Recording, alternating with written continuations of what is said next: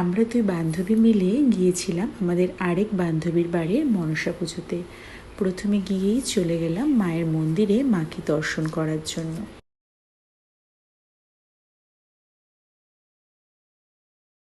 এই যে আমরা তিন বান্ধবী, আমাদের 15 বছরের বেশি প্রায় বন্ধুত্ব। তিন বান্ধবী মিলে বেশ কিছুক্ষণ গল্প করার পরে চলে আসলাম স্টার্টার কাউন্টারে।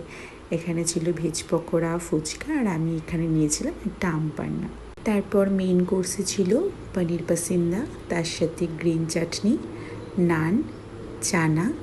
তারপরে ছিল ভেজ বিরিয়ানি, তার সাথে ধোকার ডালনা আর কাশ্মীরি আলুর দম।